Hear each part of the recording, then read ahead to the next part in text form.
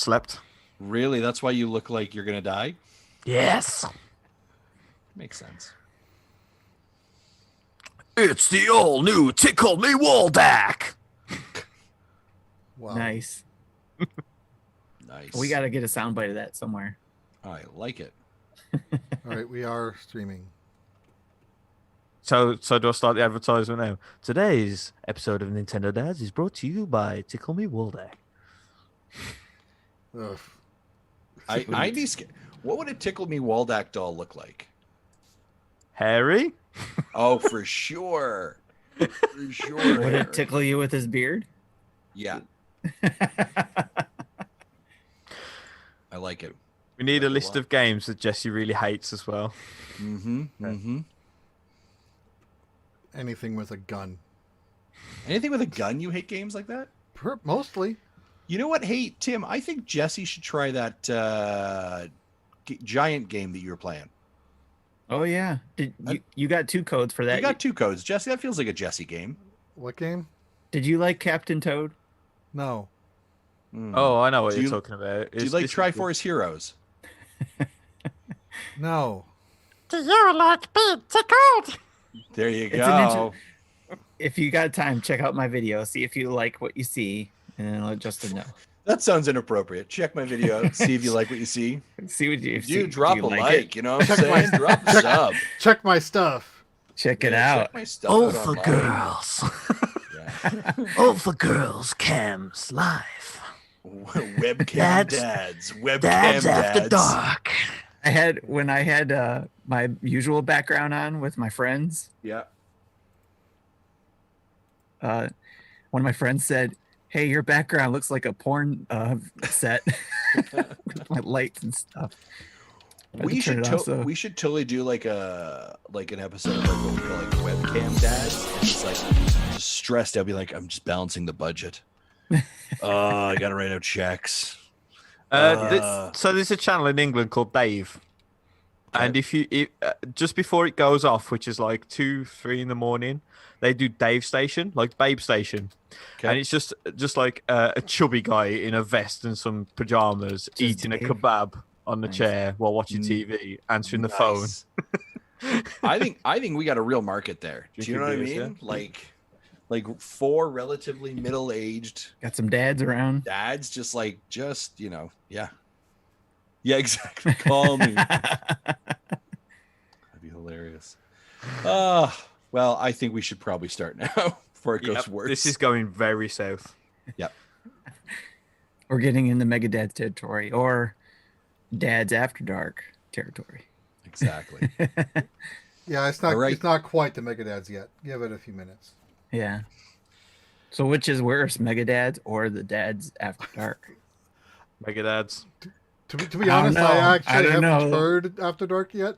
I haven't listened to any of them, but I would guess I would guess Megadads. After Dark, I think, is kind of gone beyond what the dads have done Are they pushing boundaries already. I think that it was very smart of us to get them off of our feed. God bless the work they're doing. Do you know what I mean? They're doing a They great knew. job. They knew. And, that would be good. but I think the moment we said They probably use that as an excuse to push it further. probably right, the moment I gave them that bumper of like viewer discretion is advised. This is not a kids show.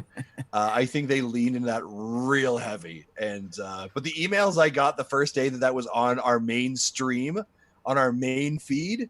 yeah. Oh, Yes.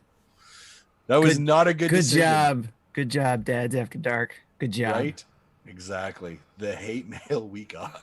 The, You know, Please the put publicity. down the Roblox coins. It's Dads After Dark. I see Blockfort in the chat, and every time I see that, I'm thinking BitBlock. I'm like, no, wrong one, wrong block. Yeah. What's the It's retro Dan. guy? It's one of those blocks. Happy almost birthday. Right? Yeah. Put some wine. There you go. I was like, win in your soda? Wine in your soda. That makes more sense. All right. Let's Maybe go. it is a win if you do that. I don't know. It is a win with the wine. But- All right, Jesse. Let's kick Ready? this thing off. Gary. All ready? Gary. Everybody ready? Gary. Yeah. Have I frozen or something? Oh, okay. No, I just like messing with you. I just like messing with you. It was a lot of fun. Happy birthday to you, Dan. Happy birthday indeed.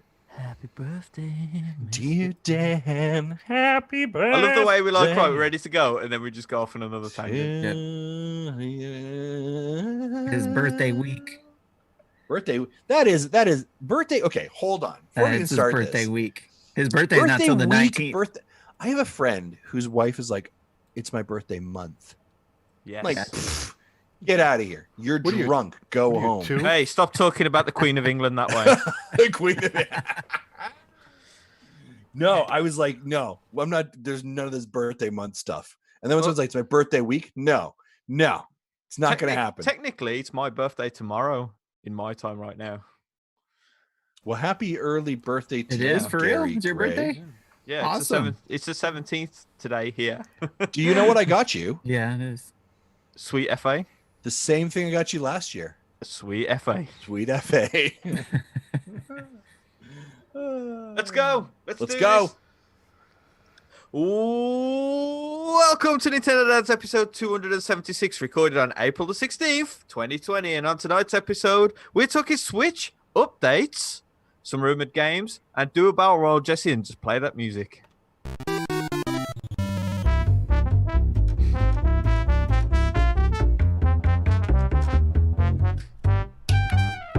What's up, everybody?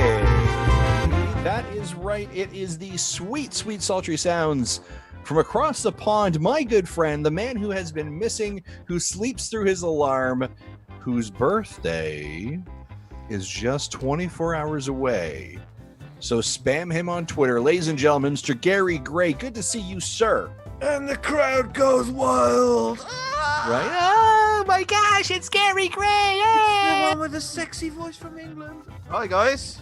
How you doing? That's why all the ladies are around, just to hear Gary. Yep, Exactly. get your tea and biscuits, he's here. It's funny. We actually had a video that you put out for us, and someone put in the comments, "Hey, you have the same accent as me," and I was like, "Good. I'm really glad we're able to find commonalities with our fans and listeners." Yeah, we're a rare breed, I tell you. Yeah, Nobody exactly. quite hits that monotone like the guys from Wolverhampton. Yeah, exactly. Right in that area. Well, good to see you, sir. You have been missed, and welcome back. We're happy to have you here. As a matter of fact, actually, see in the Dan, the block fort is already using your emote in our Twitch to celebrate your return as well. So thank you very much. Nice. Of course, another man who is a master of the Twitch and helping me with my streaming capabilities, Mr. Timothy Ulf. Tim, what is going on, buddy? I'm doing pretty good. I feel good because I got to teach my youngest how to do his own laundry. You know, those Whoa. life skills that you have to teach. Got that opportunity to do that today, so I'm happy. Nice. There are some, like, you know, and it's funny, you know, we're talking a little bit about this and a little bit of like diving into, you know, I mean, you know, we always have a little bit of banter, but sometimes we sit in a right pocket. This COVID thing has allowed for kind of those opportunities of like, let's have a real teaching moment. I know my wife has been working with the kids on like handwritten letters, like literally writing a handwritten letter out to their grandmother and mailing them out. And they're sending out like a letter every single day. And it's such a dying art form, right? Yeah. But like you know, this was a different way of how we communicated. So it's been an interesting experiment for them as well. So I'm definitely stealing that.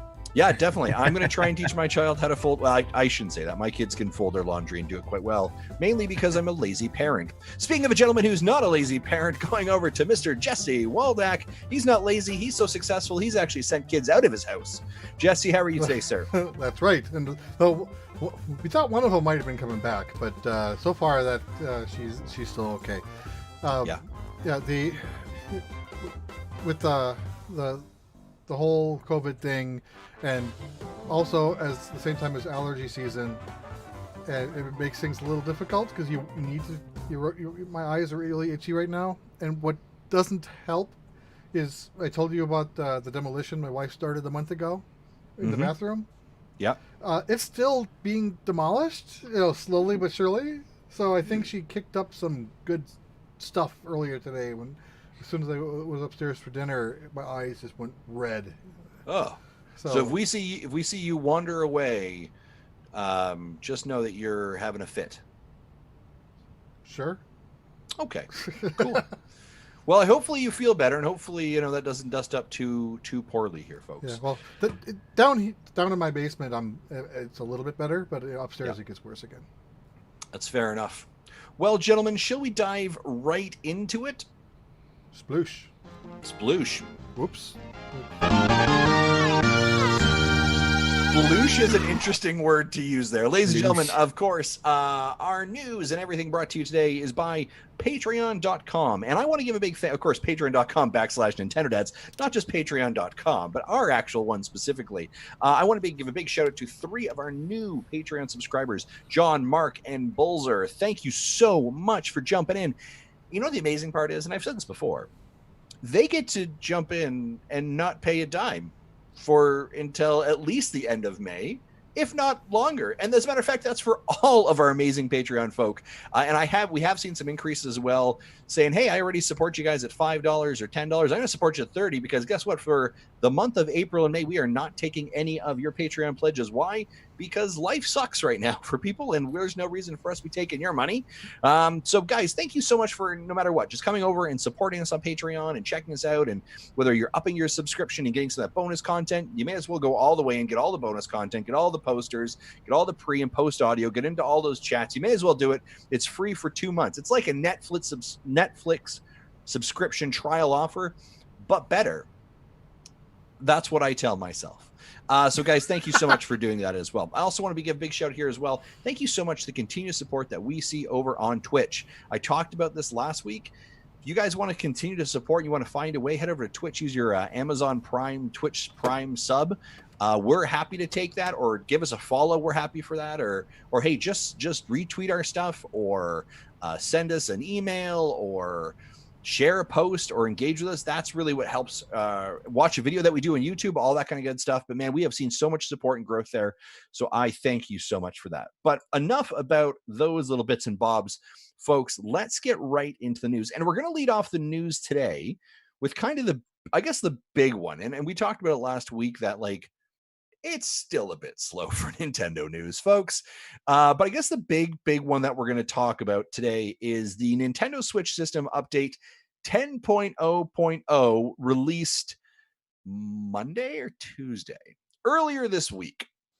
And a couple of quick things that I want to just let you know that they brought forward in this. I think it was Tuesday, maybe Wednesday. I think it was Tuesday, and it dropped unceremoniously. It wasn't like a huge hey, coming later this week. It was just and there. Yeah, there was no announcement. It just people found out about it when their system says it's time for an update. Exactly, right. A couple of quick things I want to talk about here. There is now, you have the ability to up to 300 news items can be bookmarked if you use a news item switch area.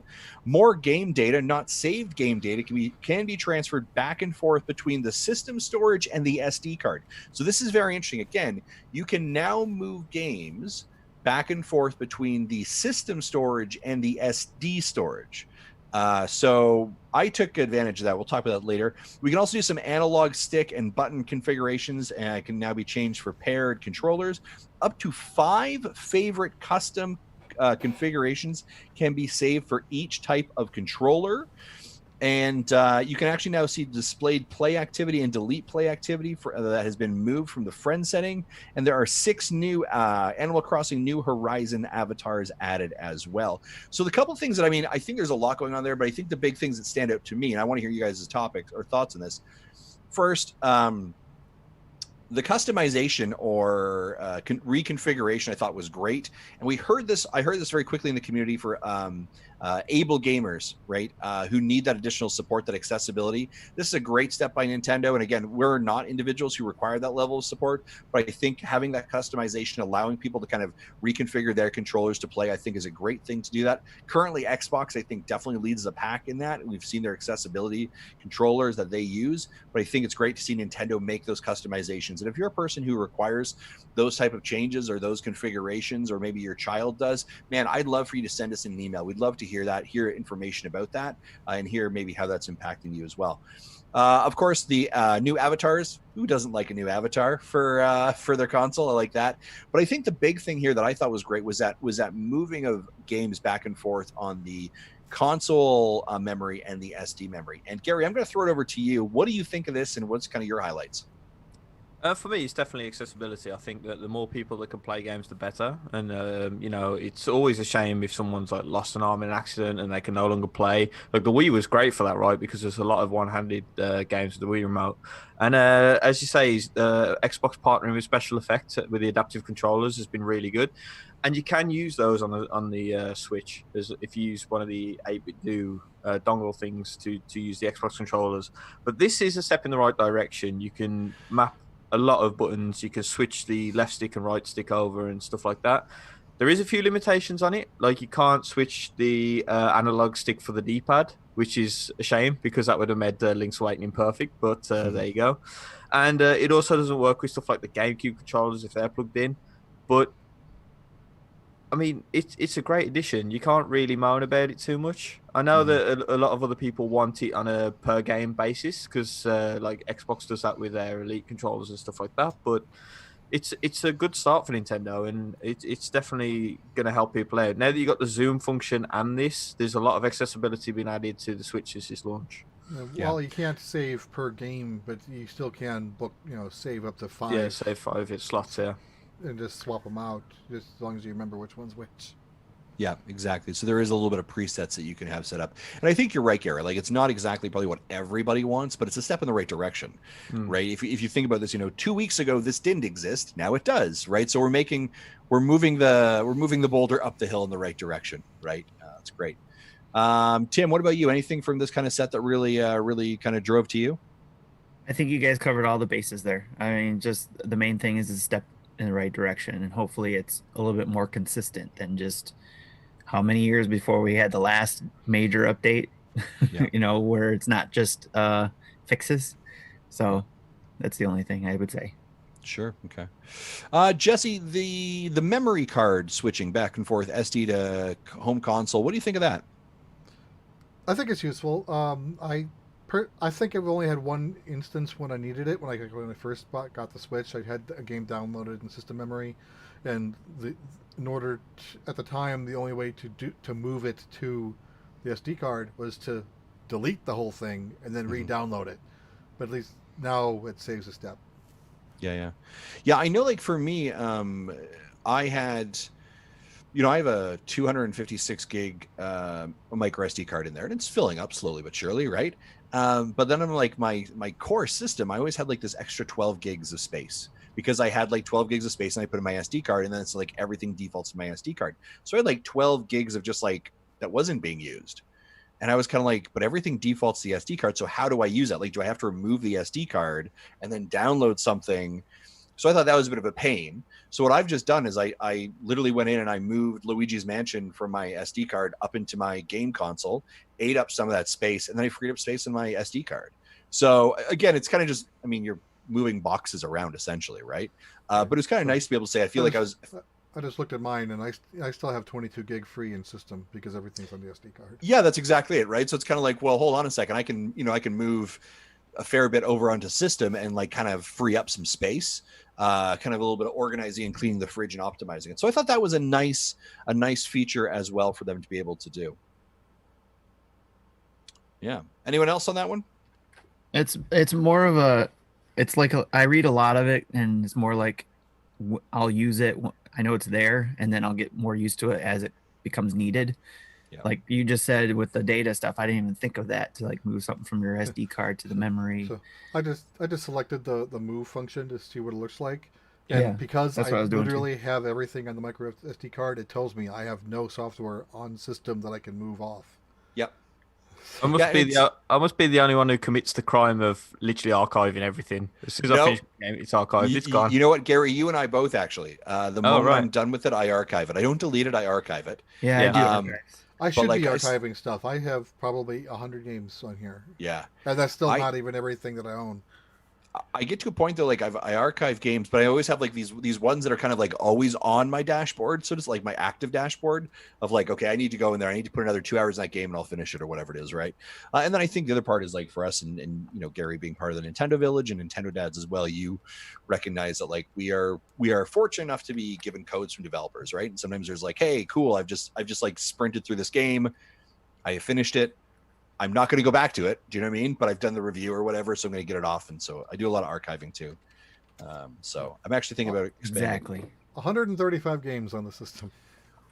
I don't even want to look at mine right now because I don't think it's. I know mine is higher than that. I know it's higher. Including 2 games that are pre-purchased and not playable yet.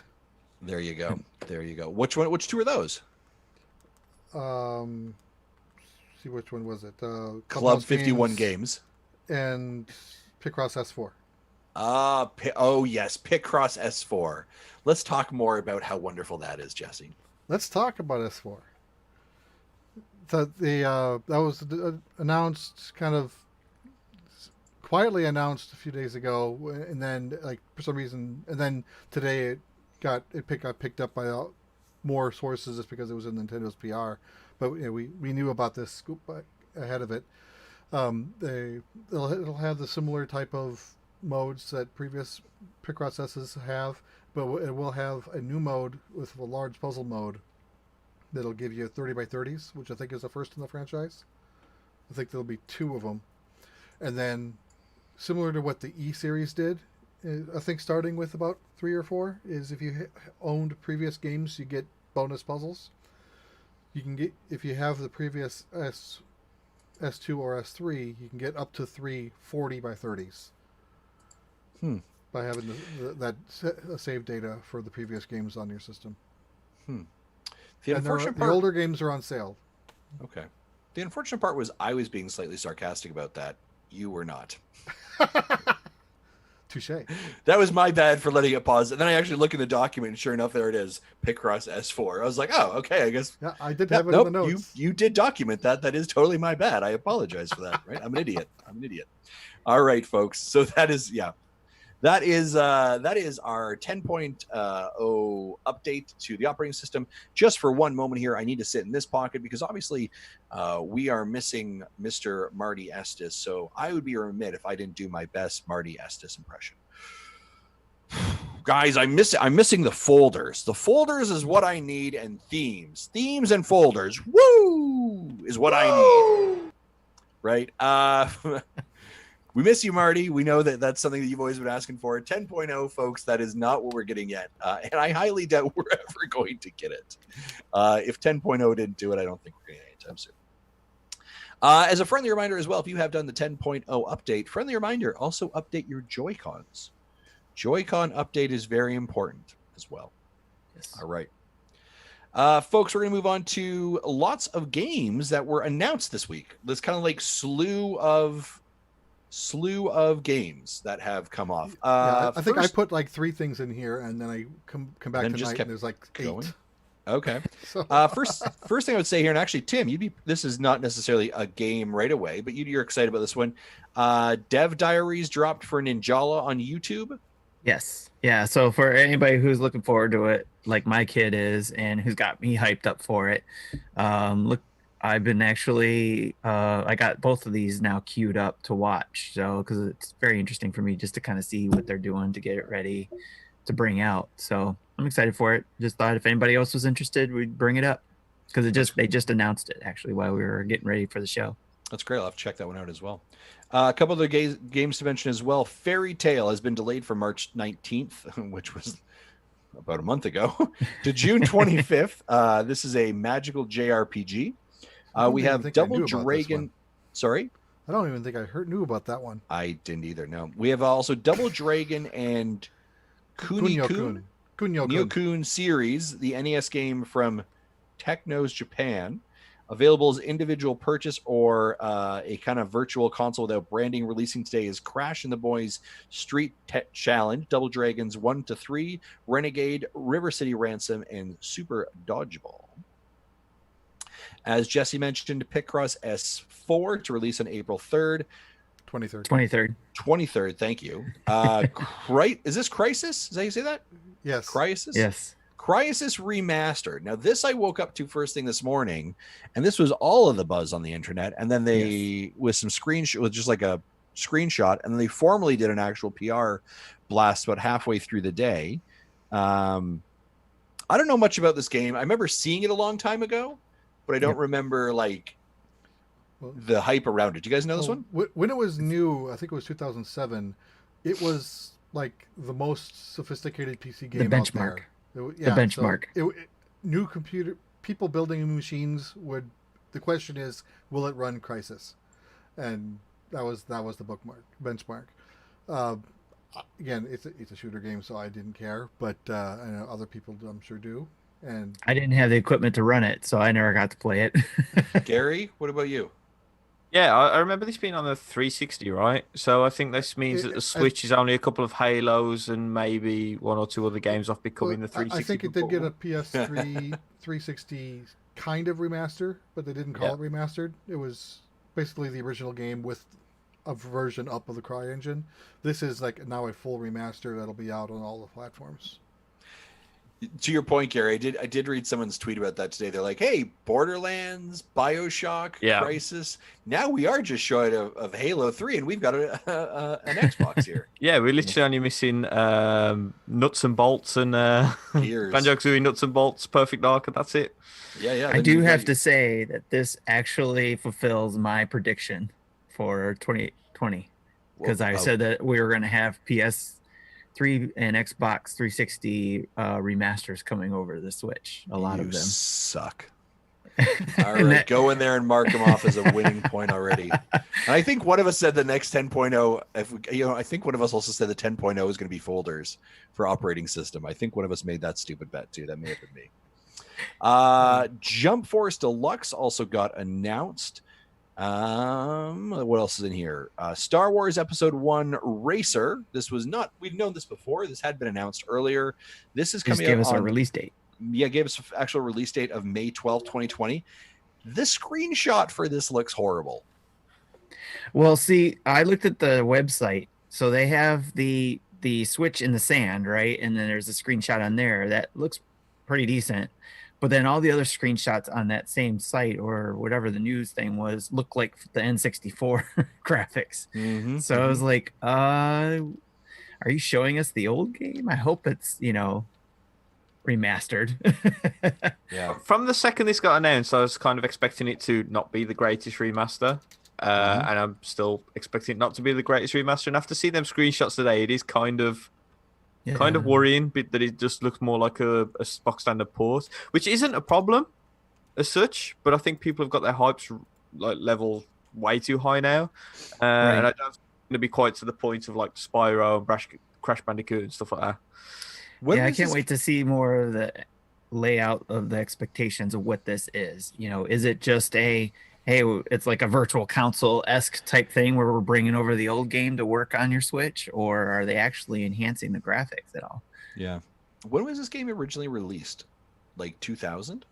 I think it was about 2001, I think. Because it would have been the same time as Episode 1, would it not have been? Which was 1999. Yeah. Tim, off to the intranet. Tim will pick that out for us in a quick little second here. But I mean, this game is like 20 years old. Near 20 years old. It says April 30th, 1999. Oh, I was miles off. Wow. So we are looking at a 21-year-old game at the end of this month. The sequel, I guess, the Racer Revenge, this game came is out old in enough to 2002. drink now. What was that, Tim? The Racer Revenge came out in 2002. Interesting. I guess the sequel to it. So. Okay. All right. And a couple other ones I want to kind of go over here as well for games. We've also got the World War Z Game of the Year edition. It's expected to be coming out later this year as well. This is from Saber Interactive, and it is basically it's kind of like a zombie horde 4-player online survival game. I'd seen some Let's Play of this. It looks kind of cool. It looks kind of fun. But is interesting. Speaking to IGN, the CEO Matt Karcher says, "Keep in mind that we're rendering scenes with hundreds of enemies and 4 players online. Getting this to run on the Switch is the hardest thing that we've had to do. This is true even though we're porting our Swarm engine over to the platform." So this is not giving me faith that this is going to go well. I like the gusto for them, and I like that, and I think it's great we're getting more of these games over to the Switch, but that does not feel like it's going to go well. Gary, what do you got? Yeah, I've played this. It's one of those games which I wouldn't believe could ever get transferred to the Switch. Mm. So I could expect it to have some problems with frame rates and a bit of muddy textures here and there. So it'll be interesting to see. But they've got a good company working on it, so we've got to have some faith. Yeah.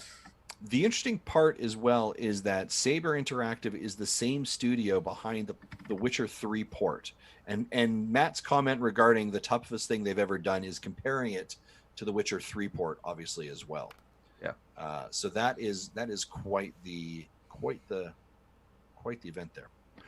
The one I don't see in there is the Burnout Paradise rumor about when that's coming out. I don't see that in our notes. Do we have a rumor on that?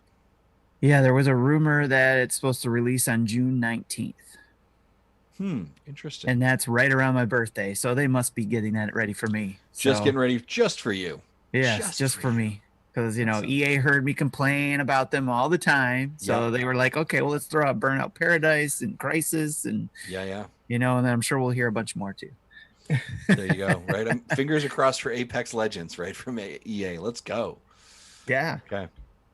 So on that list of games, any of these stand out for you guys that you're interested in? Jesse, I'll head to you first. Obviously, Picross S4, you've preloaded, so you're hyped for that. Right. I'll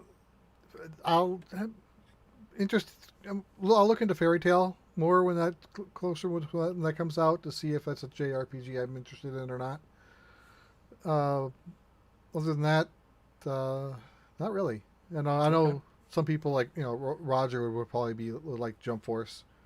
Yeah. But I don't know many other people who would be who are even into Shonen Jump characters to care, much less want to buy it. Sure. Because I know you all three don't. Nope. Hard pass. Nope. They look cool. Yeah.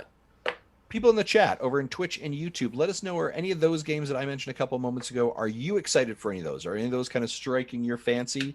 Kind of got you hyped on any of those? Let me know in the chat, and we'll mention it here as well. Tim, what about you? Any of those? So, well, like I mentioned, Burnout, I'm really excited about. So I hope that's true. Around my birthday would be awesome. I'll be jumping on that, obviously. I'm excited about the Racer, the Star Wars Racer, because I want to see. I didn't get to play it. Everybody who did enjoyed it. So even if it is not, hopefully it's a good game, because I will probably give this a try because I'm excited about trying it out. And then I'm just curious about those other two games and how they'll work out, the Crisis game and the World War Z. So I'll be keeping an eye on that to see if they turn out well for the Switch. Yeah, absolutely. Gary. And for me, if it's not Streets of Rage 4, I don't want to know. No, I'm joking, of course. Next week, right? It looks so good. It looks so good. Did you see the limited run that they're doing for that? The limited run games box physical? And can I tell you a secret? I've already played it, and it's very good. Oh, nice. Yeah, I played it at an event a while back. It looks brilliant. But in terms of these games here, I was excited for Episode Racer 1. I'm not so much now. I've seen those screenshots because if it doesn't look like it's been improved that much, may as well just play the N64 one. I'm interested to see what World War Z looks like. And Crisis as well. But to be honest, I'd probably play those elsewhere. So there's not much for me on this list, really. But I mean, that's fine, right? It's each to their own. So just none of these excite me at the minute, but that's fine. I've got enough games in the backlog to warrant another 10 years of playing. Right. I think that's the case for all of us. Going through our chat really quickly, Messer Maker says, I mentioned Fairy Tale. Dan, the Blockford says Episode 1 Racer and Borderlands. Of course, Borderlands coming out the end of May as well. And Dan, I'm excited for that as well. I'm thinking about picking up Borderlands number 2. Not the entire collection as well. Mizki says Racer is so good. Michael says I'm excited for Jump Force. And so definitely some great games there to be interested and excited for. It just feels like every couple of days there's another, hey, coming to Switch, right? And this is, I think, what we should kind of be expecting, right? I think this is the story we're going to hear in the next several years of the Switch is continued support for, hey, this game was on, to your point, Tim, this was on Xbox, this was on PlayStation, this was over there. So having these games now come over the Switch, developers except for EA, and publishers, except for EA, I have don't know. seen the They've been doing their. Don't give they've me been that. bringing over stuff. Don't, oh, They're starting. they're starting. Yeah, the Burnout and the And Burnout. Crisis. And Burnout. Nope, Crisis. They're working on that one. Crisis and EA? Yes, they own the company that created that. Okay. I'll give you And that then- one, Tim, but let's agree they're slow. They They're are. slow to this. They did Unraveled. They brought that over. Unraveled 2. I'm just, and the I'm just Indies, angry. I'm just- Faye was EA and Zoink. yeah, that They've was had, an they've had a couple. It They've was had a an couple of EA games. original, wasn't it? Yeah, They're it was, yeah. they're doing the tickle thing. And that game with the ball in the fields, where the game that you use your feet, football is it called in Yes. the UK? It's a horrible game. It's a horrible game. I've just lost all of our European listeners by telling them that football is horrible. Right? But we are right that you use your feet to play football, right? Yes. As opposed to And hand of course, I would be remiss if I did not mention the hot rumor right now that Star Fox Submergence is coming to the Nintendo Switch in the near future. If you are part That's of bait. this, yeah, so fake news, fake That's news. bait. Don't take it. Yeah, if someone just right now like pulled their car over and is like, "What? Star Fox?" No, It's no. blowing up. Yeah, Did you see Nick's screenshot of the logo? No. It's better. He sent that in our Discord, and it was like, I don't know where he got it from or if he did it himself, but Nintendo should hire him because that looks better than the Metroid 4 or Prime 4. Tim, can logo thing. you pull that and post it up on our social media and give a credit to that one? Sure. Just for people who are like, what is going on here? A couple members of our Discord decided to light up our Patreon recently with the idea that there was a Star Fox Submergence game announced that is basically Star Fox underwater. And it took, I'm going to be honest, it took me a bit of time to figure out they were completely baiting us. But it was, I was like, wait, what is this announcement? And it was supposed to be available this in June on digital and this kind of stuff. So, yeah, a lot of fun from our Patreon folk, and we greatly appreciate it as well. Yeah. So, folks, those are a couple of games coming out we're all getting excited to play.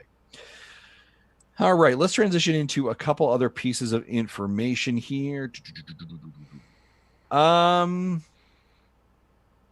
pieces of information.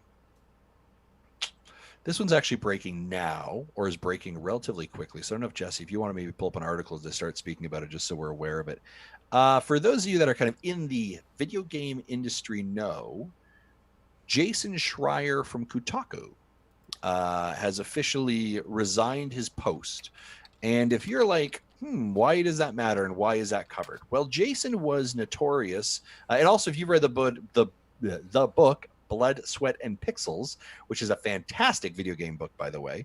That's done by Jason, and he does a fantastic job of getting into corporations and into businesses and companies and understanding the corporate culture and kind of building and kind of, or I shouldn't say building, but kind of pulling away the layers on how games are built. And a couple of years ago, he was very notorious for helping to kind of try and open up the information about crunch, right, as a larger industry and having those conversations. But he has departed ways with Kotaku. And the reason I bring that up here is because, I think some of the work that Jason does is absolutely fantastic. And I think that it, in a lot of ways, I think video games are still sometimes in main culture looked at as kind of this kiddie fluff thing, right? That people don't really care about. It's not a big deal. But I think Jason, was a very legitimate and a very real journalist approach to how he looked at the video game industry. And not that, again, Jason hasn't passed away. I'm sure he will find a place to write his articles and he'll do a fantastic job. But I think for us in the video game industry, Kotaku being one of those spots that we consistently go to for good video game news, insider information, legitimate journalism on the video game side. I think it's a bit of a disappointment to hear that he's leaving that organization. So I'll take maybe a pause there and go for it, folks. What do you guys think? So I actually saw this, what would be yesterday to me now. I saw it as he tweeted it. Literally, I just refreshed my page and it came up top. He already has started announcing some things that he's going on to. So he's got a new podcast coming up and stuff. And I mean, it's one of those things, right? IGN a couple of years back had a big thing where a lot of people left, and from that came Kind of Funny. And this sort of thing happens. People leave and they form new things, and sometimes you like them more, sometimes you don't like them, and whatever. But the people are still around, and they still do a fantastic job, no matter what they do, no matter what they move on to. And I think he'll still be around doing his thing in whatever it is that he does, as good as he always has been. So. Yeah. I see Sean Capri in our chat as well saying he was investigative, but he wasn't journalistic. He had a clear bias. I also don't like that he left while slamming his previous employer. Just leave. Yeah, I mean, that's a little bit of a different component altogether. But you are correct, Sean. I think in some ways there was a little bit of a bias there as well. And yeah, so again, I think a very interesting thing. Again, if you haven't had a chance, do check out his book. I think it's great. I know he's doing a sequel. I thought the book was fantastic. Does a great job, again, peeling away what's happening within the organization industry as well. Another kind of piece of news that I want us to talk on, which is kind of just, not great, but we'll just touch on it here anyways, and kind of a bit of a sad, depressing part of news. Rick May, the voice actor of Peppy and Andros from Super Mario 64, passed away this week from coronavirus complications. 64? Sorry? Star Fox 64? Super Mario 64. Oh, did I say Super Mario 64? Star Fox 64 passed away from coronavirus complications this week as well.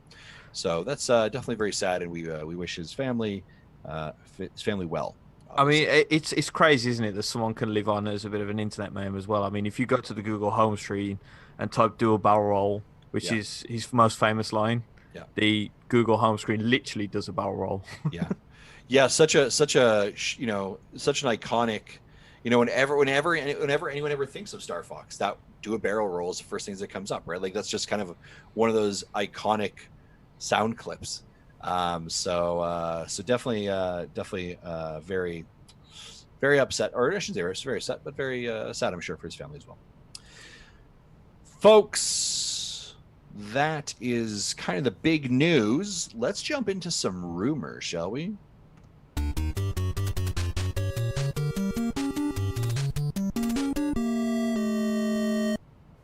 All right, folks.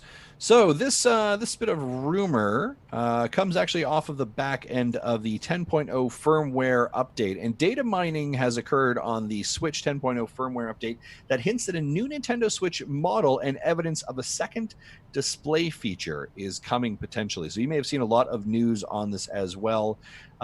Folks, what do we think?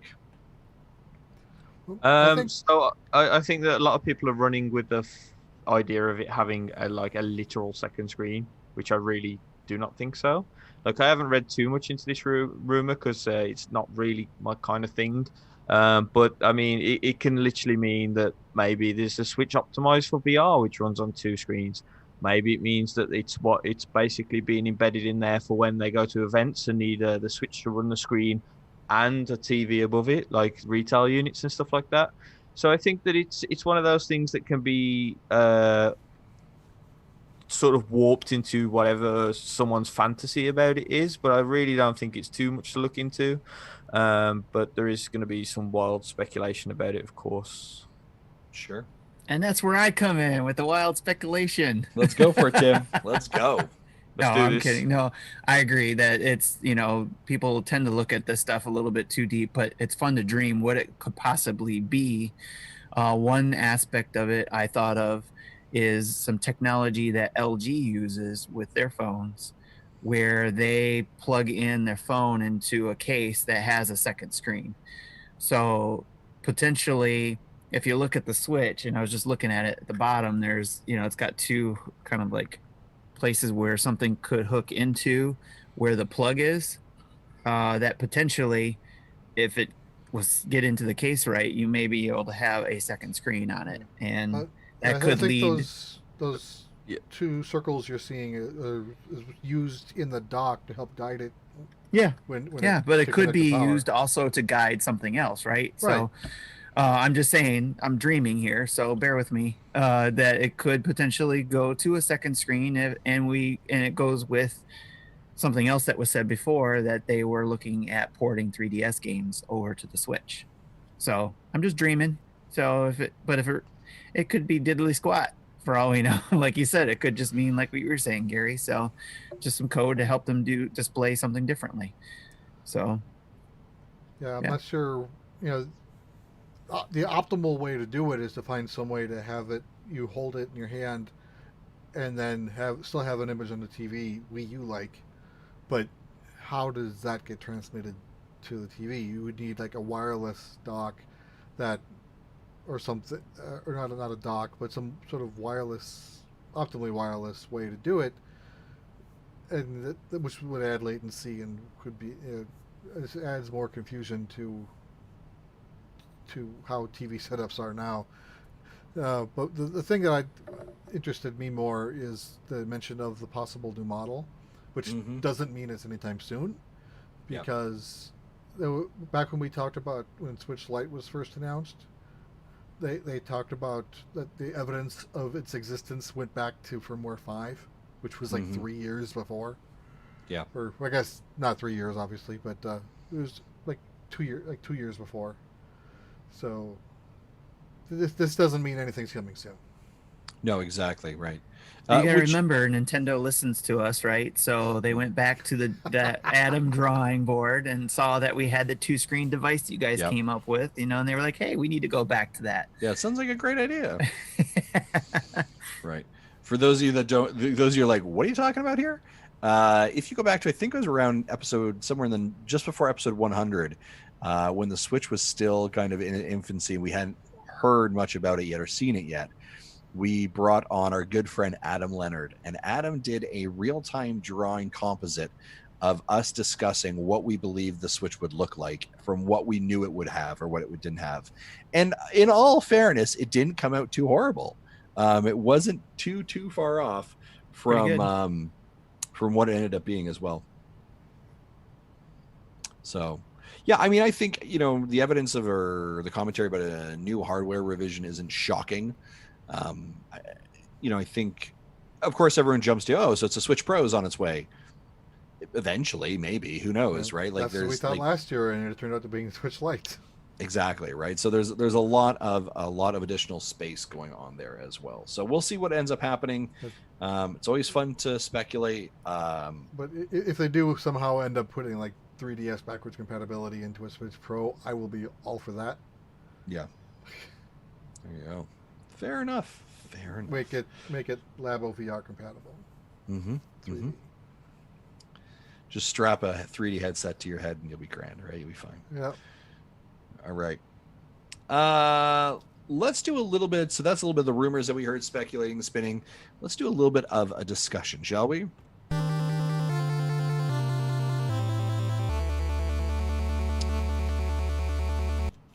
So I think for most of us out here, we are still stuck in a Animal Crossing addiction. And recently, the end of this week was the first events from Animal Crossing, which was Bunny Day. And so we thought maybe take a couple moments here and chat with the group. And obviously, Jesse, this is very exclusive, so I apologize.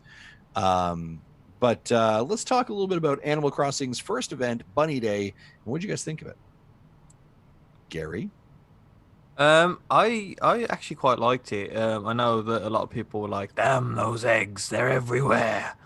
But I think that is mainly due to the game being quite fresh out the gates and to us all being stuck in our houses in a lockdown. So I think that Animal Crossing is being consumed way more than they planned for. So this update was probably planned miles in advance. And yeah, it was annoying. The amount of eggs that you got was annoying. But ultimately, only lasted for like what, a week or 2 weeks, something like that. And like 12 days. It was from April 1st through the 12th. So it wasn't really that bad all in all. And I only just about scraped enough eggs at the end because I only play it for like an hour a day. I don't have a massive like 12 hours sitting on it at a time, so I didn't find it all that bad. It was a little annoying, and I think they could learn a little bit more about making it a bit more sort of a special event rather than like a stretched out like 2 week period. But at the same time, I also don't want it to end up like these events to end up like Splatfest, where you've got more chance of missing it than actually taking place. Yeah, the Splatfest windows were like 48 hours, right? Yeah, they were so thin. Yeah. Less.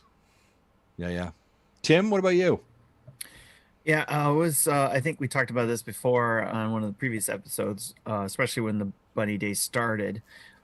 It was frustrating, but that was because I was really starting to get into what I needed to do, and I was getting more eggs than the fossils or other things I needed to dig up or the fish I needed to get. I was getting water eggs, and it was like, oh, just let me, concentrate on these other things I need to get so I can get my museum up and running or get these other things up and running. So, And with that it- event starting at the month start and a season start, so yes, there's a whole new batch of seasonal catches that is being bombarded by eggs. it was just like overwhelming. I was like, for me, I was wanting to concentrate on what I needed to do for my island. So I agree with Gary. It's like maybe just this time around, maybe not have been a good timing on that part.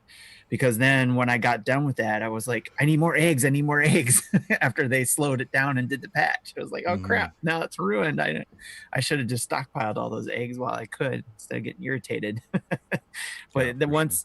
once we got towards the end, it seemed like they kicked it back up. I think the last couple days, it seemed like I was getting more and more eggs again, especially on the last day. And then you could trade it in too with the bunny and to get the ones they were missing. The water eggs all of a sudden became the hardest ones to get for me. Mhm. So, but overall, I did enjoy it, and it appealed to the task part I like about the game, where I could go in, I had something to do. I knew I had to go get some eggs and then try to find the recipes to build what I needed, and then be able to get what, because I really wanted to know what that bunny was going to give me at the end if I did all the recipes I could find, so which was really cool. That's great.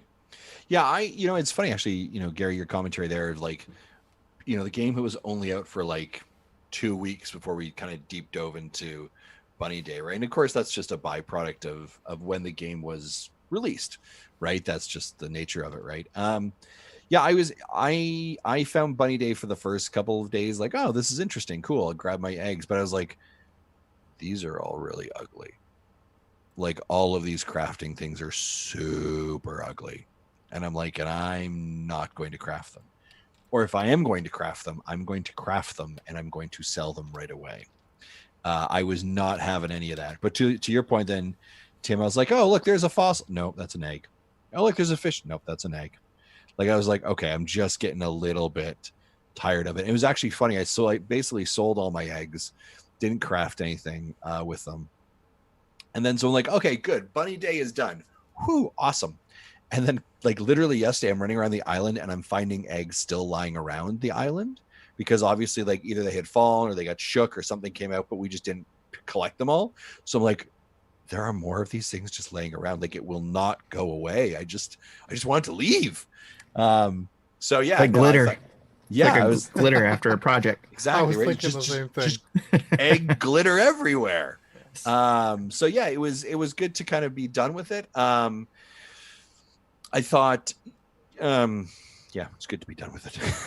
I was happy to be back in this weekend going to like, oh, there's a fossil, there's a fossil, there's a fossil. I think the biggest mistake they made was having a fishing tournament over the period as well, and not cutting the eggs off at least for that window of the fishing tournament. Because I entered it and I got one fish because the rest of them were eggs.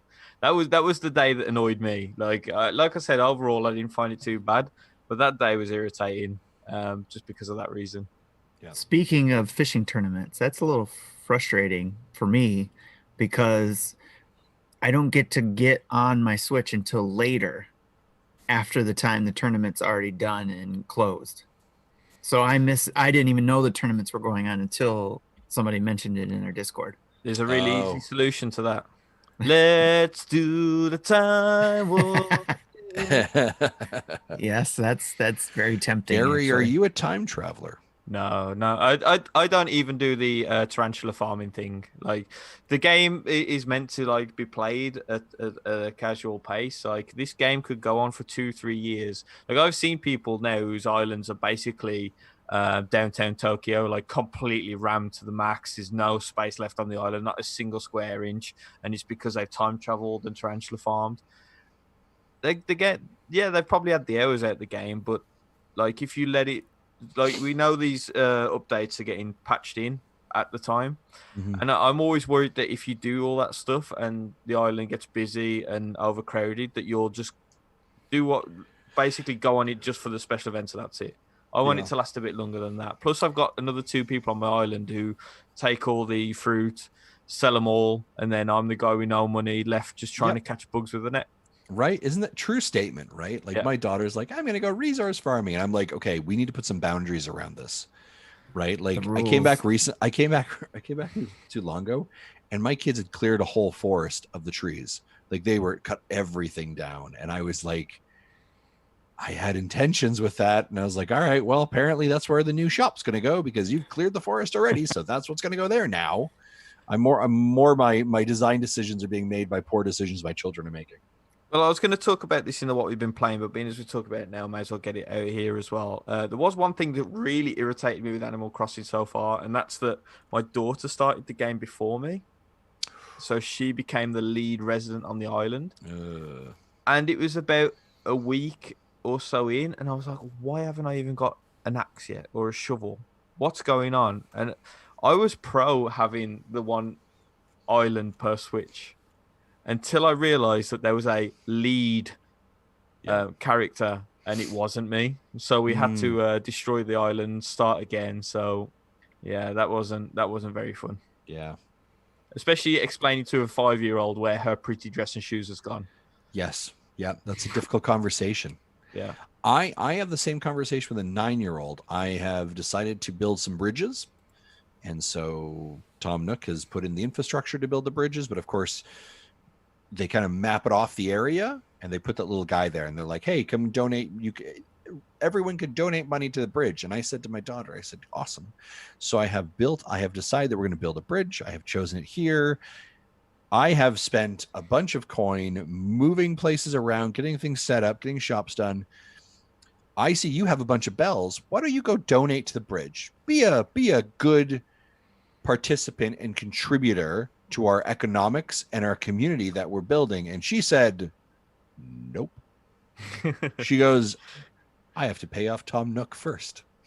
And I said, he's not charging you interest and you live in my house. Start paying off the bridge. So she told me today, she's like, I went and I gave some money for the bridge. I was like, fantastic. I was like, how much did you give? I gave 2,000 bells, Dad. How much does it cost to build the bridge? The bridge is 130,000 bells. Wow. So we're having a tough conversation. 1.5%? I'm trying to figure out if I can actually put a toll on my bridge, and I'm going to make her pay to use my bridge every single time. That would be awesome. Just stick Timmy one end, Tommy the other end. Yeah. Every time you walk up to that bridge, blah, blah, blah, blah, blah, blah, which roughly translates to all the time. Enough out of you guys. Yeah. So, of course, speaking of Animal Crossing, while we're in that pocket as well, next week, correct me if I'm wrong here, should be Earth Day. They were saying they were doing a special event for Earth Day. So I believe that patch should come out next week or whatever that update is going to be. So I don't know what that looks like. Yeah, they didn't say when it was coming out. Yeah, they said the end of April. So it makes sense. Yeah. Yeah. The date is the 22nd. Doesn't mean that the patch will come out then. Yeah.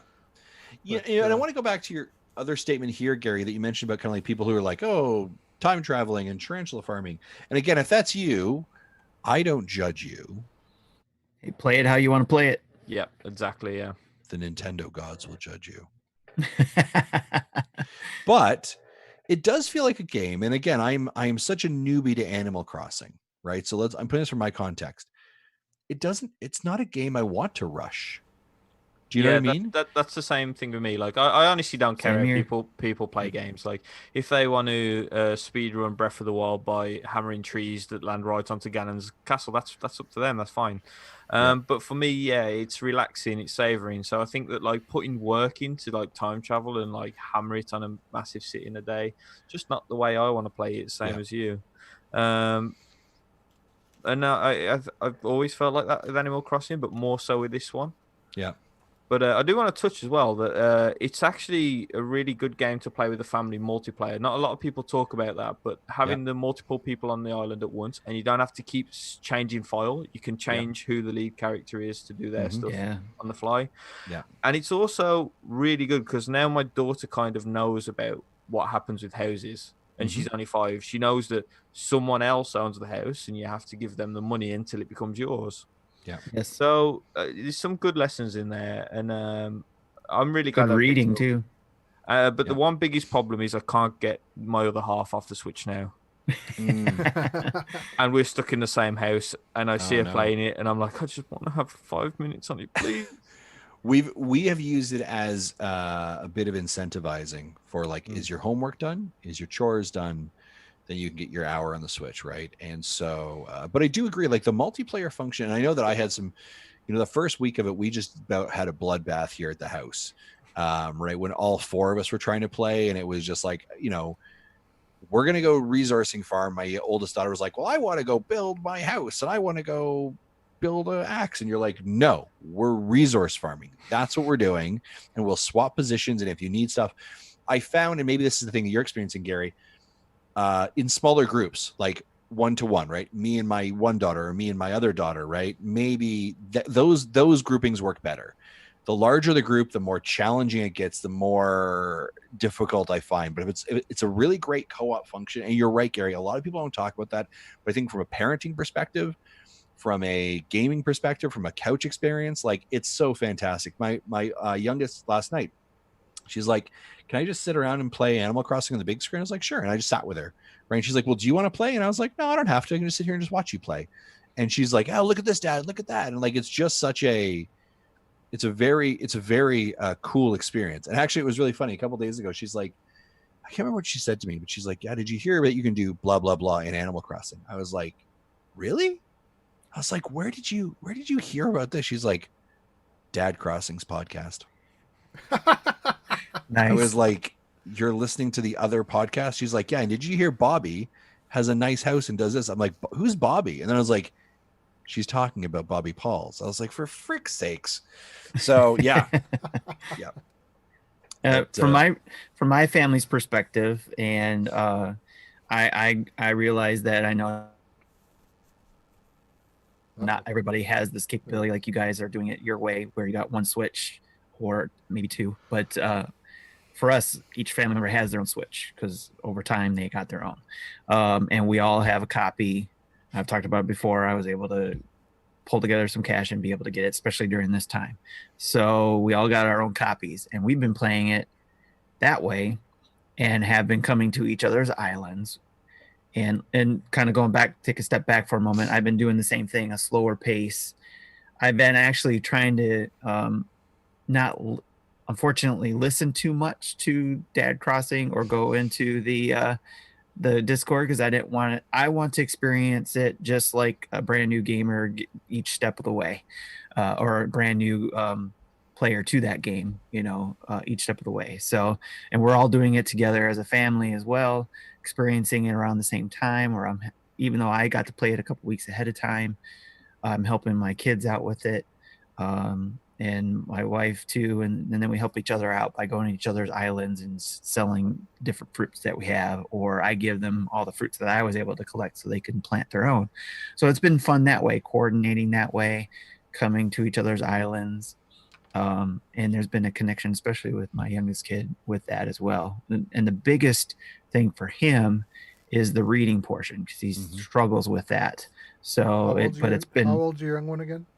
He's 12, but he's ADHD and other things throughout, speech issues when he was younger. So things are a little bit. I understand that. My son was similar.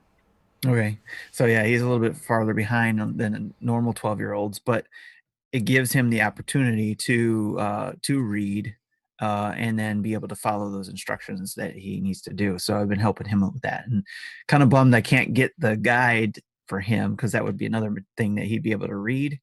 That guide's been delayed, but I've been kind of like his guide, because I was 2 weeks ahead of him. So yeah, but that's how we've been playing as a family. Yeah, it's really become this like family touch point for us, right? And so I find that like it's interesting because we're both especially me and my youngest Morgan, like it definitely feels like we're experiencing both the same thing and and different things at different times. If that makes any sense, do you mean like her experience is different Yes. than mine, right? She's got a very nice house and a Sounds very like nice garden.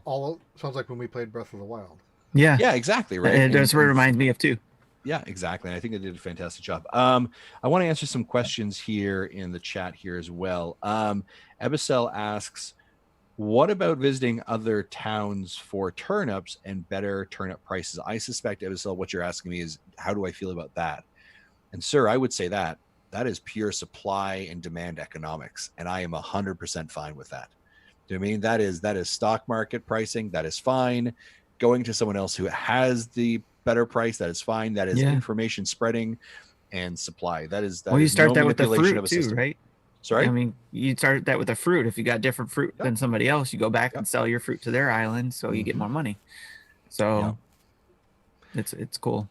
Yeah. It's like I said, I'm just so much enjoying it right now. I've got my character almost looking like me. I've got like a red plaid shirt, some shorts, hikers. I'm looking for a flat cap. As soon as that actually hits you meet Gary and I are spirit animals this way. As soon as we get that flat cap, I think we'll be pretty content. So, all right, folks, it's a little bit of Animal Crossing discussion and stuff like that. Let's jump into what we've been playing a little more officially, shall we?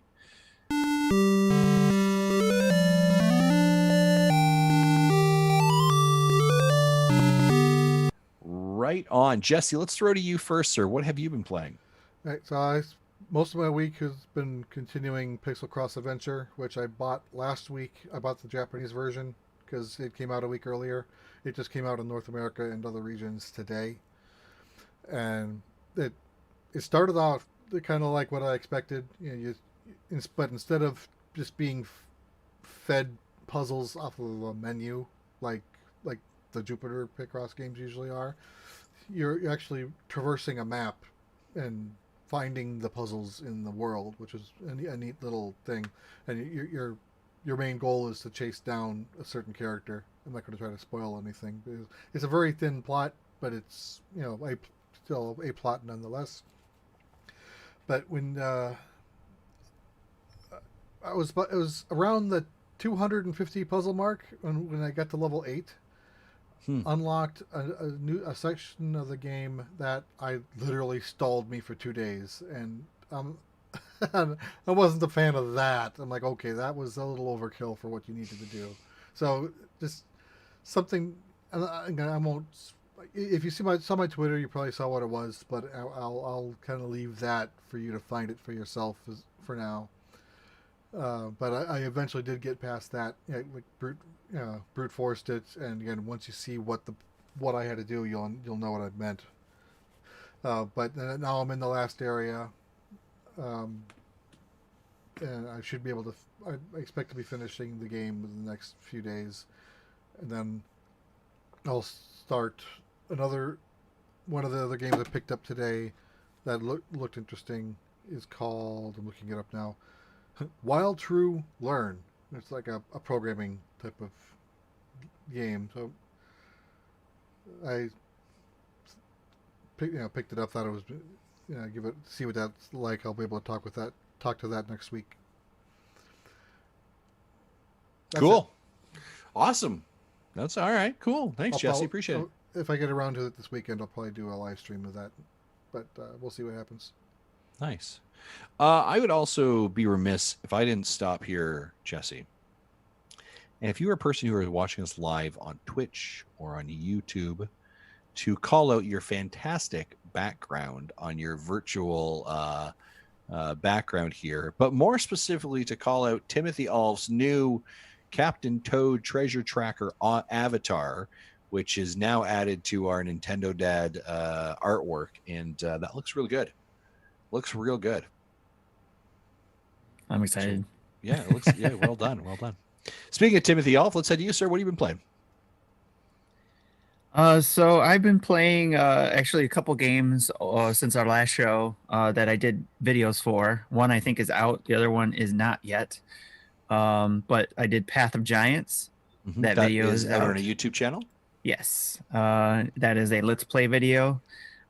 which is, as I mentioned in the description, it's kind of a combination of Captain Toad Treasure Tracker and some of the 3-player aspects of Triforce Heroes, but it's only 1 player, not multiplayer. And I on the site it says it's 1 player, and I don't think you can play multiple players on that game, which I found very interesting. But it is a 1-player game, and you do switch between 3 characters on the screen, and you basically, they're one of 3 colors. They're yellow, blue, or orange, and you have to get them across the particular puzzle um, in like a castle setting, or actually it's like going up a mountain in a way.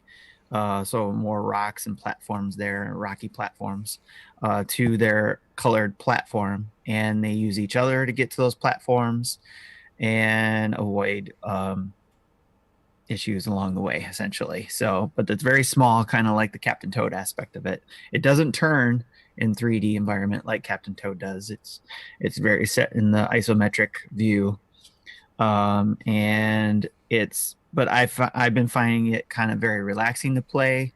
It keeps the brain moving. I can think and try to figure out the best way to get each person to their spot, and then move on to the next puzzle. And I did a brief 15-minute let's play of it, which I think gives a good representation of it, and I'm sure it amps up as you play through it. So hopefully I can keep playing through that and just keep giving you guys feedback on it here, or eventually do a review of it. It just depends on how long the game is, and I don't know. So I'll have to look that up. But the other game that I did a review on that I don't think there's a video out yet of, I do have the video ready, just not out yet, is Can Androids Pray? Mm-hmm. And it's a virtual novelization is what they call it. And they do mention it's a game of sorts. I disagree that I don't think it's a game. It's more of a choose your own adventure visual book, a short story, if you will. And it does that. It's not necessarily meant for kids, maybe teenagers and up. They do say some swear words, or you do read some swear words, but they're kind of, asterisked out, if you will. And it touches on religion as well.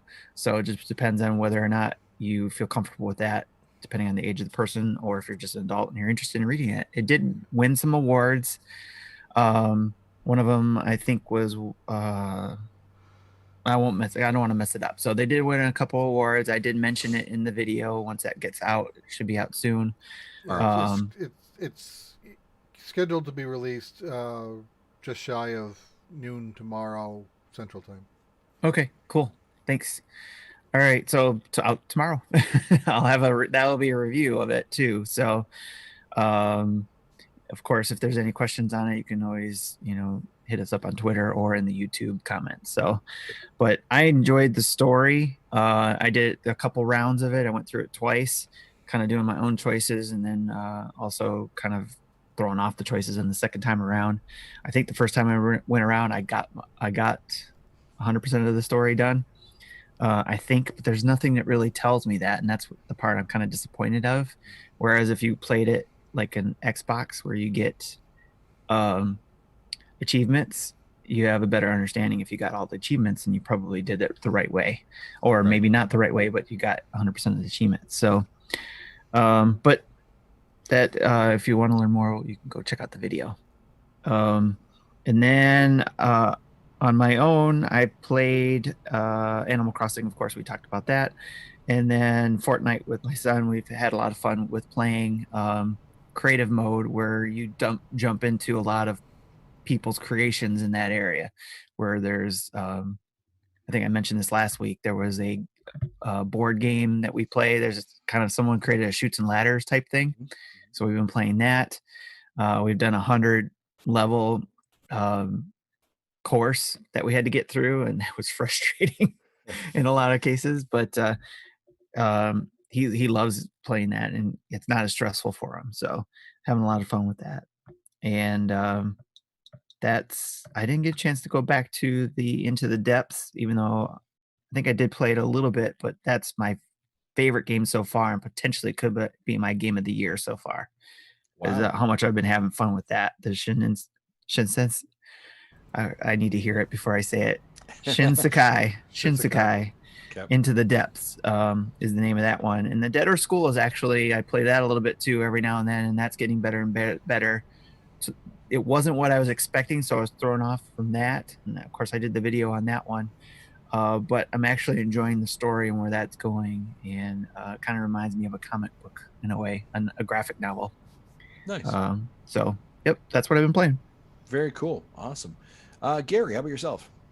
Well, because we're all in lockdown and the children aren't at school, I've been a teacher as well as a father. And as an incentive, as you mentioned earlier, she's doing an hour of school, gets an hour of games. And her go-to game of choice has actually been Breath of the Wild, which is a 5-year-old's favorite game. And you might be thinking, well, they must be amazing at games, right? No, they go on a completed file and play around with the horses. But what she really does is gets the horses out the stables, takes them to a cliff, stabs them with a sword until they fall off the cliff and then have to swim for their life. So I'm going to have to keep a much better eye on my daughter from now on. Yeah, and your knives. Yeah. And honestly, she's frightening. Watching her play Breath of the Wild is the only thing I can say. But we've also played Bubble Bobble for Friends, and that's because I didn't realise that this wasn't out in the USA at the same time as the UK. So I had this a long time ago. I think it was This November. is what happens when you don't listen to the podcast when you're not on. Yeah, so 'Cause we talked about this. I did a full review back when it launched, but I did another updated video just on the Nintendo Dad YouTube, talking about my thoughts with it, looking back at it. But I did play it again with the family, and it's okay as a multiplayer game. It's not as you don't get that nostalgia feeling quite as much as you do with a lot of games that come back. But it is basically the same game as Bubble Bobble. It's just really thin, really lackluster in content, really short. I think I've played through it twice and only clocked in about 4 hours. So there's not a lot there. It's not visually the greatest game to look at either, but it's basically Bubble Bobble but with 4 people. So if Bubble Bobble was your thing and you want to play it with 4 people, then you'll probably enjoy it.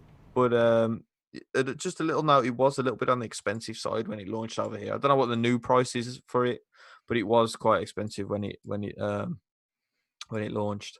On top of that, I've been trying to keep playing retro as well. So I put my SNES Classic in, the awesome one with the coloured buttons, not the horrible purple one that you guys got, and played Super Castlevania 4, which I don't know if you guys remember, but we talked about this a good couple of years ago now, and for good reason. And I haven't really played Castlevania properly outside of the Game Boy Advance ones, and I've got some thoughts about that, which we'll talk about another time. And on top of that, Animal Crossing, because hey, it's Animal Crossing, right?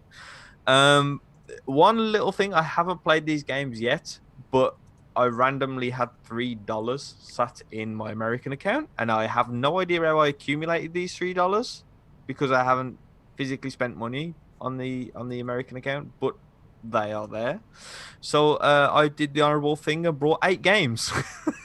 There you go. That sounds about right. So, bottom of the barrel scraping, probably the worst games in the world. I'll let you know in the future.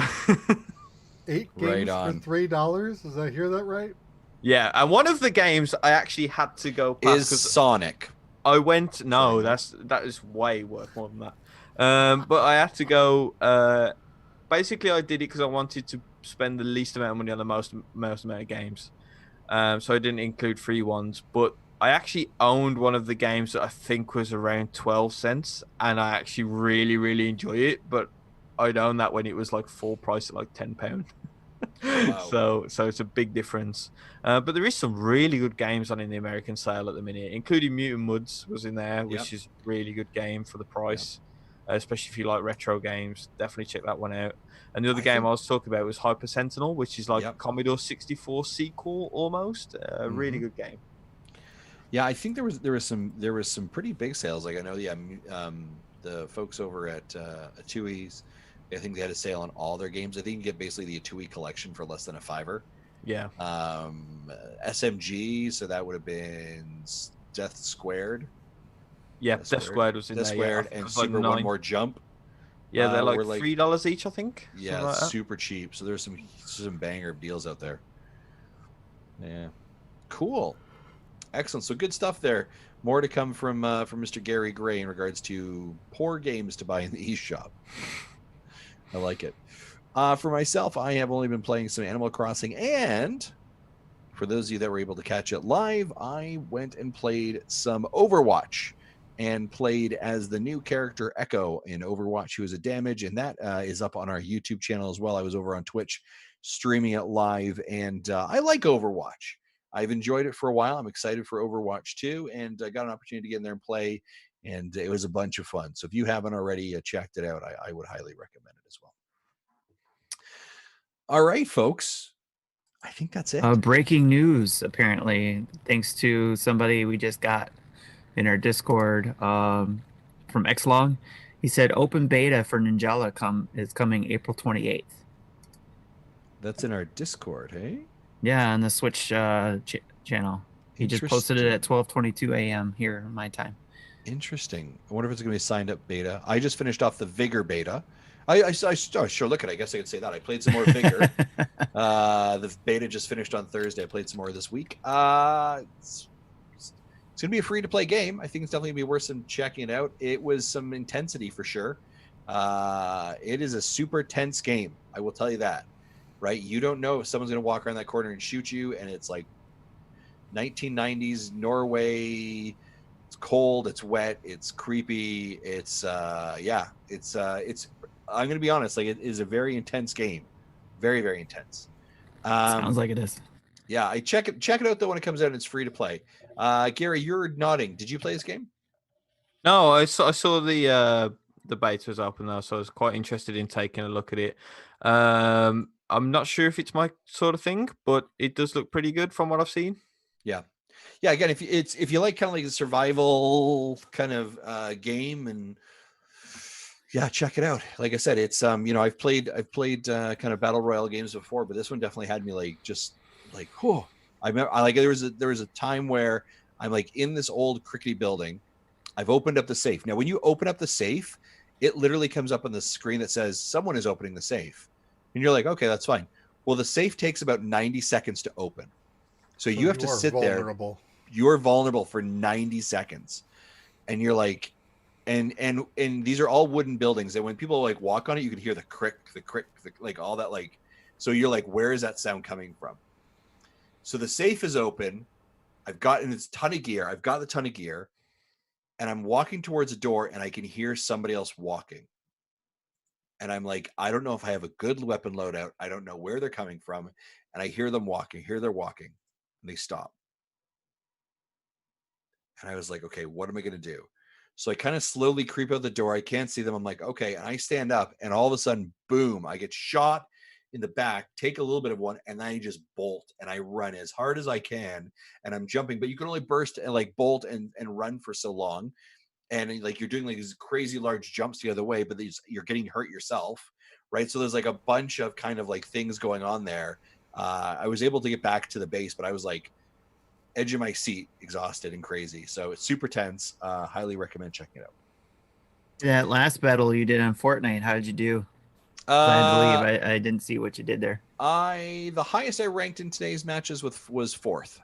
Okay. I don't know if you had jumped out for that match yet or not. I saw the fourth, the one where you ended in fourth, but the last match you did, I wasn't sure how far you made it. That one I knew I was running out of time, so I kind of played a little bit aggressive, and I think I died at 16. So okay. Yeah, I was on today on Twitch streaming Fortnite for a little bit today, and that video will be posted on our YouTube channel. You check that out if you want to see either how good I was at Fortnite today or how bad I was at Fortnite today. It was a bit of a mixed bag. I'm not going to lie to you. So, all right, folks, I think that is about it. Yes, I think so. All right, folks. Well, we are going to wrap it up here. Yeah, that's right. We can do a 90-minute show. Isn't that crazy? We can do a 90-minute show with 4 people. with 4 people. It happens. It happens. Speaking of 4 people, next week I am excited to announce that. Let me just hold on a second. Let me just check my DMs to make sure I'm right about this before I make an announcement. Hold on. I'm gonna just sit here and just chat for a second. Jason Lacey will be joining us next week on the Nintendo Dad Show. We've been arranging it, and we're happy to have Jason join us as well. Nice. So great opportunity for him to come in as well. All right, folks. So just as we're getting ready to head out, big thanks to our amazing Patreon producers. That's Chris Mears, David. Before we wrap that up, we have a Yes. question in the last minute question in the chat. Yeah. What skills are you dads trying to pick up and learn during this quarantine? What's Surviving having just me and 2 females in the house. That's it. That's just learning to survive that. The toilet is now the panic room, ladies and gentlemen. Take your Switch, head to the toilet, bolt the door, and just pray. It's good. It's a good call. It's a good call. I'm glad I got that off my chest. I'm not really doing anything I normally don't do. In fact, with work, I'm busier than normal with all this stuff going on. And my wife, as I mentioned earlier, has been kind of slowly doing a demolition of a bathroom that she started a month ago, and still working on that. And I think next week we're having someone come in to actually start reconstructing it, putting in the plumbing. Cool. But I'm staying away from that as much as I can. For me, I've been updating my resume just in case. I actually it's been a while. I mean, I do it little bits here and there, but I really concentrated on updating it really good. So got that ready, updated my LinkedIn and all that kind of stuff. But then also taking advantage of being at home with my kids, especially my youngest. And it seems like my wife was basically put it in perspective, was like, he can't go outside and play with friends, so you're his friend. So I'm his friend. I'm also his teacher. Like you said, Gary, kind of becoming the homeschooler. Made something I had to learn about that for trying to plan something out, a routine for someone with ADHD, especially a kid. So I had to learn about that, and probably a lot of other things I can't even, think of it off the top of my head, but learning little bits here and there for household stuff, and then also trying to look at what I can learn outside of work on my own to, just enhance my skills. Like one thing I was looking at was a better way to document user acceptance testing. So, because we do a lot of that at my job, and I wanted to see if I always try to look at better ways of improving what we do there. So I was trying to look at that as well. So when I do go back, I can have something in hand and be like, look, let's try this. So that's what I've been doing. Yeah, that question came from Mecha Dragon 101, and his answer to his own question was that he's teaching himself to draw. And then, Very nice. Well, this isn't me learning anything, but I was helping a friend on a friend from school when I was in high school on her Facebook account. She's trying to homeschool her kids, and came across the math problems that she was confused at, so she was asking for help solve them. Word problems involving Pythagorean theorem, so I was helping with that. So Nice. For myself, I don't know if there's really a skill that I'm like learning to that way. But I think the skill that I'm trying to be okay with is to not be busy, or to not be as busy. And this kind of this like quietness and the stillness and just appreciating what we've got. Do you know what I mean? Like my kids are at home, and I take my lunch break at 12 to 1 every day. And my kids are here, and so I get to have lunch with them. So like that's not something I normally get to do. So kind of that like appreciation of it. I think it's how you look at some things, right? So because this could definitely be like I loved it when my kids and my wife were in here, and I had the whole house to myself during my work day, and I was able to do whatever I wanted. Do you know what I mean? And kind of had free reign of it. But now I'm sharing it with everybody. But it's like you can look at it negatively, or you can look at it positively. And the positive there is like, man, I get to like when I'm done work, like my wife is here. Do you mean like, so we're cooking dinner together, we're we're more involved together, checking in more with, hey, how are you doing, how are you feeling, how can I help you, right? So I guess being more present, and then like taking walks together, and these things that sure we probably would do, but just not in the same capacity. And also, hey, we're running around to the next club thing, or we're going to here and there, and now that you can't do those things, it forces you to kind of be still. And I think in that stillness, it's a bit of an appreciation. So you make lunch. Yeah, I make lunch. I make I to be honest, actually, even when my kids were in school, I would make them lunches. I pack their lunches. Just the scheduling that we work in our house. I get up at like 6 o'clock in the morning. I start my work at 7, and my wife starts at 8 is when she starts her day. So I'm up, and so when I was up, I'd make breakfasts and lunches for everybody. And have that all done so that my wife Jody could get some more sleep. Right, I was already up and moving. Why would I not do that? So, and then it was just easier. But yeah, when we're home here as well, yeah, sure, make lunch with the girls, and sometimes it's reheated craft dinner or pizza or sandwiches or whatever it is. But it's just that kind of time to spend together. Gary. Apparently, there's a news story just breaking right now that the N64 Resident Evil 2, the original voice actor of Leon S. Kennedy, has passed away. Oh. Which was posted about half an hour ago. So it's unfortunate, sad news yet again, but it seems like we're losing quite a lot of voice talent lately in the gaming space, right? Yeah, absolutely. It's unfortunate news as well. Great question there, by the way. Great question. That was Ebisil who asked that, is that right? No, Mecha Dragon. Yeah, thank you guys for that. We appreciate that. That's, again, I love kind of getting to connect and answer these questions and seeing how everyone's doing, and yeah. So yeah, that's how we do. That's how we do, folks. Well, folks, let's wrap it up. That is episode 267. Big thanks again to our Patreon producers, Chris Mears, Dave Ernsberg, Sean Abbott, and Antonio Contrario. 276. God damn it, Jesse. For frick's sakes. All right. When you get a chance, if you could, folks, head over to our YouTube channel, check out our tweets, our podcast episodes. Of course, that can all be found on nintendodads.org. By the way, we have a new blog that is up there as well from Chris Logel. He has kind of been our blog writer. So we have actually written articles. He's been doing a great job. So check out the blog posts he's been writing. He's did some stuff for what games should be coming to this SNES and SNES Online, why Nintendo is important to him, that kind of stuff. So check out his blog. It's pretty important and pretty cool stuff. Of course, check out our social media. We talked about it before. Patreon, you can do all that. You know where that stuff works. Nintendo Shop, Nintendo Dads Shop. You got some Nintendo Dads merch. A couple other things as well. We like to hear what's going on in your life. We like to hear audio clips, emails, how you are doing. Let us know how you're surviving. Let us know how you're feeling. How are you coping? What is going on in your life? Head over to nintendodads@gmail.com. Send us that email. We'd love to hear it. Or if you'd like to send us a voicemail, 929-25-NDADS or 929-256-3237. Big thanks to OC Remix for all the music that you hear throughout the show. And of course, if you are sitting at home, you got nothing to do, you're wondering, what can I do? Well, what you could do is head over to your favorite podcast app, download our show, and if you could, leave a 5-star review. 4-star review is fine.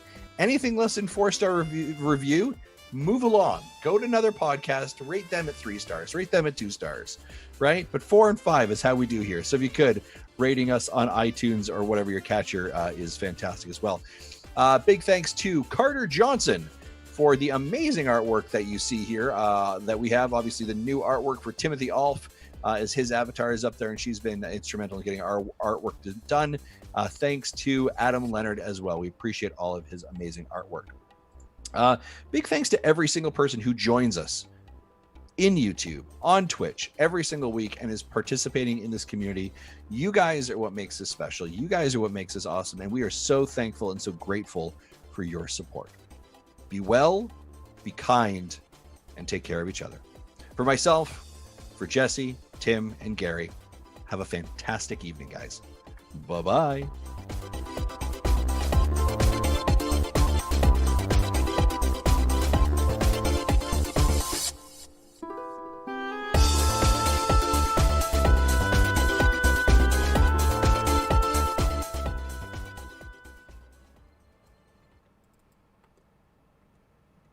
Thank you for listening to Nintendo Dads. Justin was right. Justin was right.